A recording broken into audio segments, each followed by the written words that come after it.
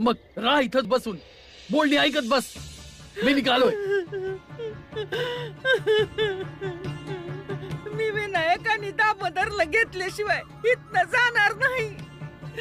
नाही जायची मी. विनायक, दामोदर.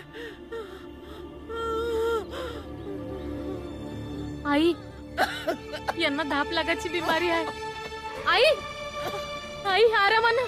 आई सांभाळा, सांभाळा. तुम्ही उठा अगोदर. उठा. आई उठा, सांभाळून. चला चला.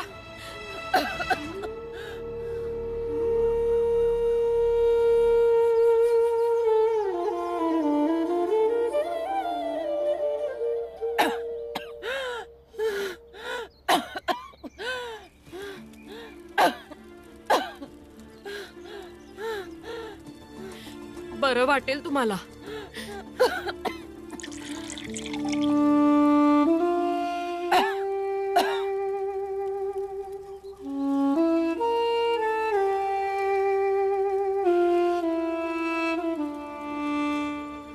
आई, आई उठा ना, उठा. हे घ्या, तुम्ही हे पिऊन घ्या म्हणजे तुम्हाला बरं वाटेल. हळू.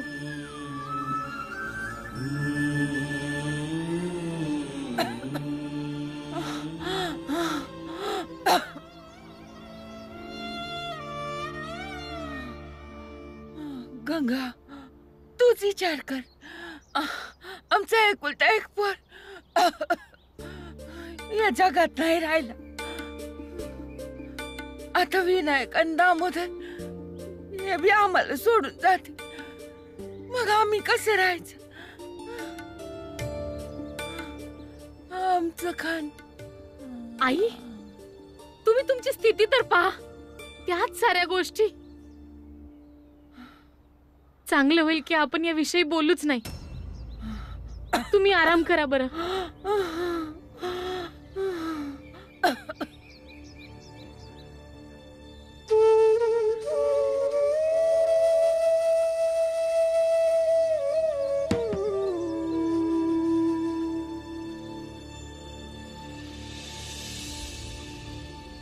मी तर लग्नाच्या अगोदरच सांगितलं होतं की ही पोरगी गंगा परी नाही. आता कशी बी तब्येत राहो, आपण सकाळी सकाळी इथून निघून जाऊ. चूक झाली आमच्याकडनं. अहो, खरं तर त्या दामोदरला पाण्यात नसतं टाकायचं आम्ही. त्यापेक्षा त्याचा गळा दाबून मारून टाकायला पाहिजे होतं त्याला. तुम्ही प्रत्येक वेळी अशीच चूक करता आणि तो भीमराव प्रत्येक वेळी जिंकतो आणि तुम्ही सगळे नेहमी हरता. बरोबर बोलतात तुम्ही. पण महाराज, आम्हाला खरंच असं वाटतंय की काही ना काही असं झालं पाहिजे की जे त्या भीमरावला आयुष्यभराची अद्दल घडवेल आणि आतापर्यंतचे आमचे सगळे पराभव पूर्णपणे पुसल्या जाईल. सध्या तरी मलाही काहीच कळत नाहीये, परंतु करूया.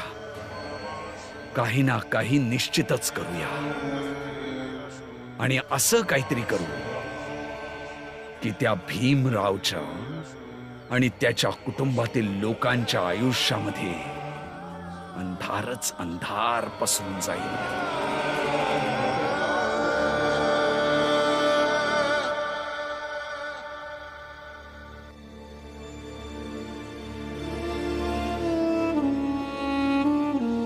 गंगा,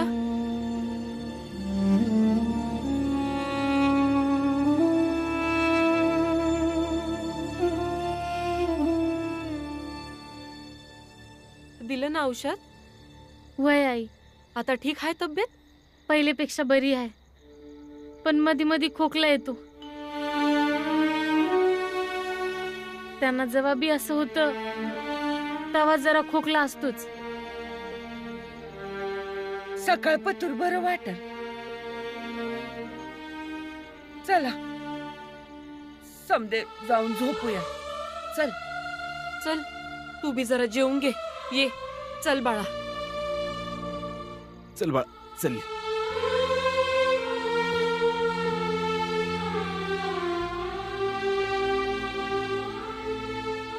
काय झालं? भीमराव मामा, आम्ही लई विचार केला. तर आम्हाला वाटलं की आई आजी आजोबा आम्ही समधे एकत्र नाही राहू शकत. आम्हाला बी तसंच वाटतं. पण काय मामा, समधे म्हणतात की तुम्ही जे मनात आणलं ते होऊनच जातं. म्हणून काहीतरी करा ना मामा, ज्यामुळे आम्ही सारे सोबत राहू शकू. ठीक आहे, मी काहीतरी विचार करतो. ठीक आहे मामा. भाई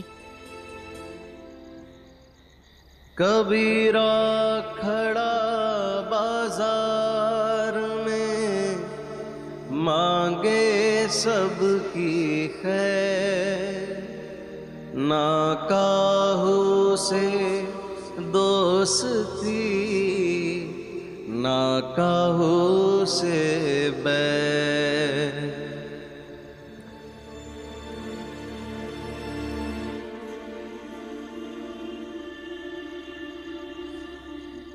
काय झालं बाळा? झोप नाही येत आहे? बाबा, आपण असं काहीतरी करू जेणेकरून ते गंगाताईला बी आपल्या संग नेतील. काय समजना झालंय. बाबा, भीम, जर तुम्ही लोकांनी काय विचार केला तर काही ना काहीतरी समाधान नक्कीच मिळेल. कारण आजपर्यंत अशी कोणती समस्या नाही ज्यावर तुम्ही लोकांनी उपाय काढला नसेल.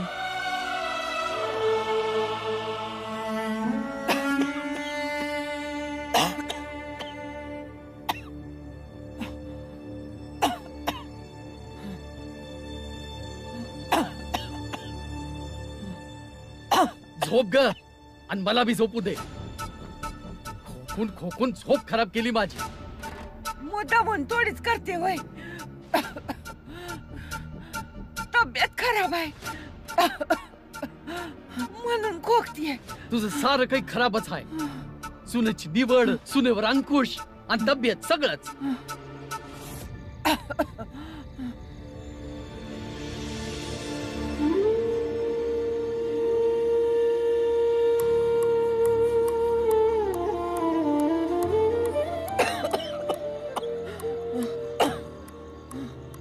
ना स्वतः झोपशील ना मला झोपू देशील.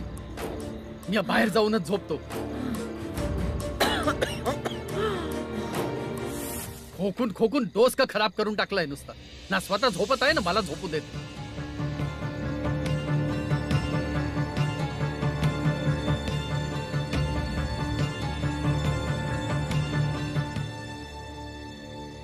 सुचली कल्पना, आपण एक प्रयत्न करू शकतो.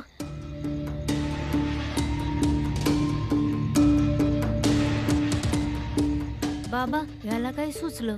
जे सुचलं हाय कदाचित काम करल. काय झालं?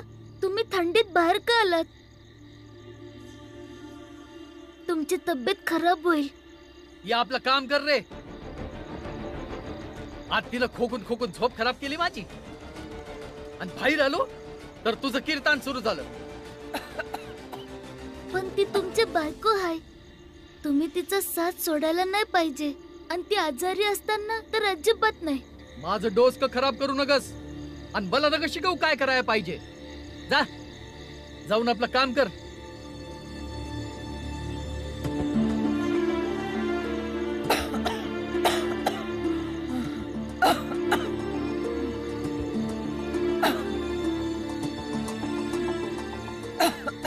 आता कशी आहे तुमची तब्येत? बरी आहे. तुम्ही तर ऐकलंच असणार का तुमच्या नवऱ्यानं आता बाहेर काय म्हटलं. माझी आई जेव्हा आजारी असायची तेव्हा माझा बाबा रात्रभर झोपत नव्हते. आणि दामूचा आजोबा तुमच्या एका दिवसाच्या खोकल्याचा त्यांना एवढा त्रास झाला का नीट झोपण्यासाठी ते बाहेर निघून गेले. या वेळेला तर त्यांनी तुमची सेवा करायला हवी. ए भीमराव, जास्त नाटक करू नकस. माझ्या बायकोला काय ज्ञान देतोयस रे? ज्ञान नाही देत आहे, हे सांगतो आहे की काय केल्याने काय बरं झालं असतं. काय समजून घ्यायचं नाही. चल हो बाहेर इथून.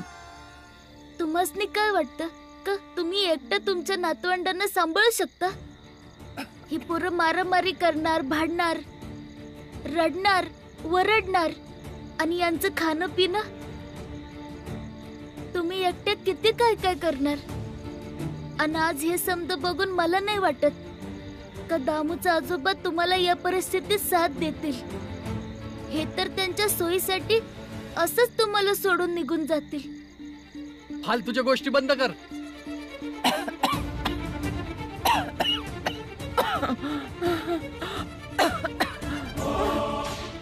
आता तुम्ही हेच बघा ना, तुम्ही आजारी आहात तर तुमची सेवा कोण करतय?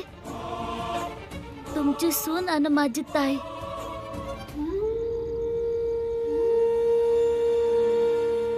तुमच्यासाठी गंगाताई लय वाईट होती, तरी बी माझ्या ताईनं तुमची साथ नाही सोडली.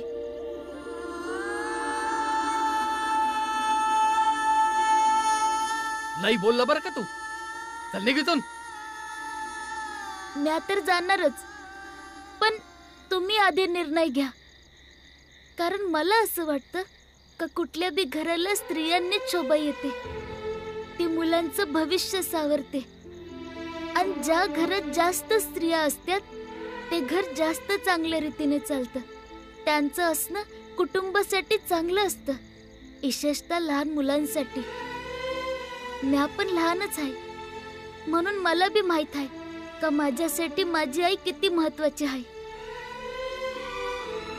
जरा विचार करा. आणि तुम्ही हा पण विचार करा का तुम्ही पण एक आई आहे आणि गंगाताई बी एक आई आहे. जर समदे सोबत राहिले तर समद्यांना लय वेगवेगळे नाते मिळतील आणि आयुष्य जगणं सोपं होईल. नाहीतर समदे वेगवेगळे होतील आणि समद्यांचं आयुष्य कठीण होऊन जाईल. लई बोललास तू. चल निघितून. चल चल.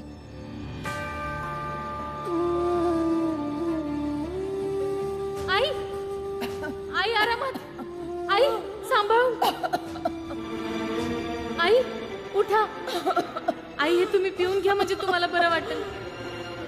आता तुम्हीच बघा की तुम्ही आजारी आहात आणि तुमची सेवा कोण करते? तुमची सून आणि माझी ताई. नाही बोलतोय ना तू. चल आपल्या घरी जा. अरे अहो बाबा, सोडा भीमरावाला. तो बरोबर बोलतोय. आणि हा, उद्या सकाळी पोरांबरोबरच म्या गंगाला बी घरी घेऊन जाणार.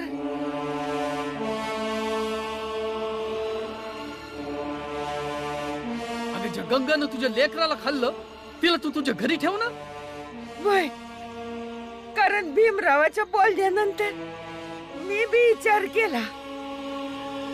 जी सून आपल्या त्या सासूची सेवा करायला आली, जिने तिला दुःख दिलं, तिला सातवलं, मग ती कसा विचार करल की तिचा नवरा मरून जावा. तुझा डोस का खराब झालाय. अगं गंगा आपल्या बरोबर येईल ना तर आपली नातवंड आपली नाही राहणार. ती त्यांना स्वतःला बांधून ठेवेल. म्या बी आई आहे. तुम्ही बी विचार करा. तुम्हासनी कळ. आणि भीमरावानं बी काही लई मोठी गोष्ट नाही सांगितली. गर्व आणि जयाची पट्टी डोळ्यांवरून काढा. जायचं असेल तर जा गंगा आणि तिच्या मुलांना घेऊन. पण मग माझ्याशी नातं तुटेल तुझं.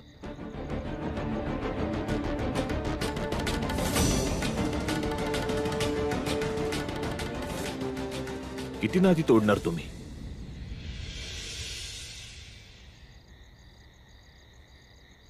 काही नाती निसर्गानं तोडली आणि काही नाती तुम्ही तोडताय.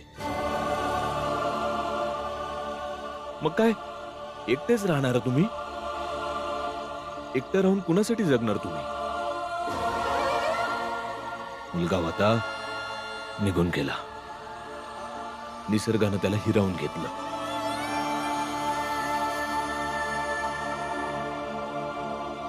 हे बघा, आपली सूनच ही आपली मुलगीच असती आणि मुलगा नसल्यावर घरची सूनच आपला मुलगा बनती.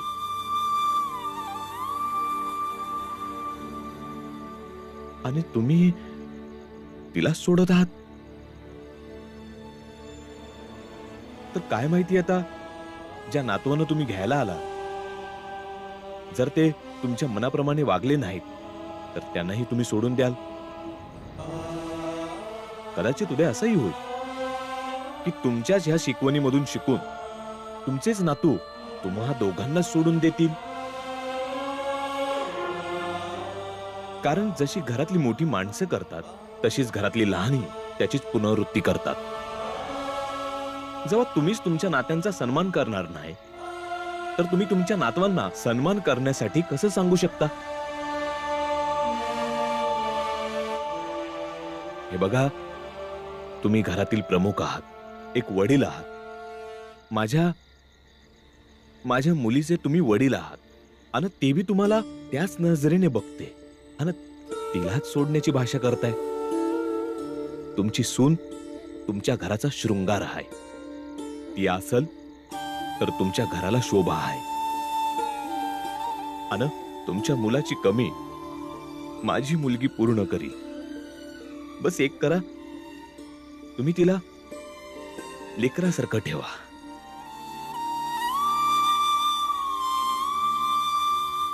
बघा, तोडण्याची नाही जोडण्याची भाषा करा.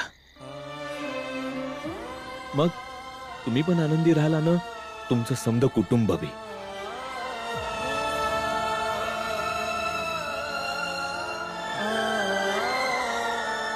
ये बाई, तुम्ही बरोबर बोलताय.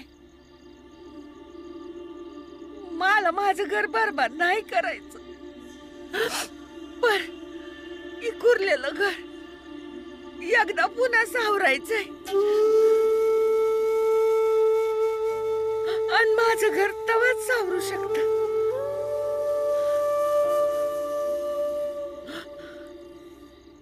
तेव्हा माझी सून गंगा त्या घरला येईल.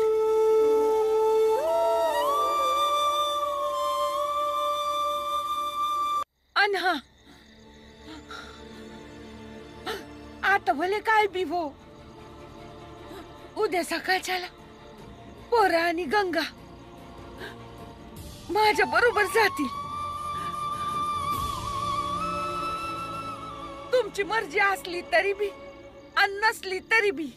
जिहि घट प्रेम न प्रीति रस पुनि रसना नहीं ना ते नर या संसार में उपजी भय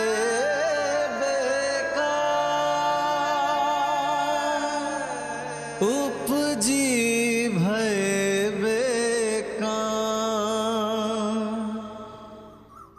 आता मला पण ही गोष्ट समजते का सून घरात असली म्हणजे सगळ्यांची काळजी घेते. आयुष्यातली दुःख कमी होत जातात आणि पोराच्या जाण्यानं जीव कासावीस झाला होता.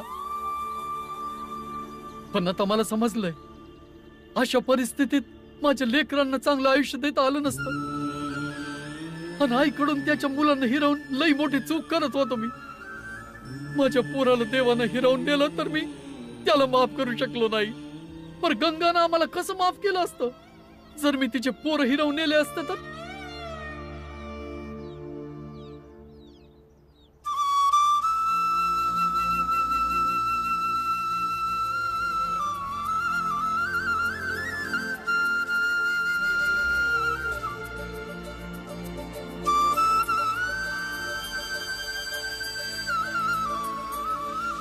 कधी कधी तू माझ्यासाठी देवापेक्षा बी मोठा होतोस.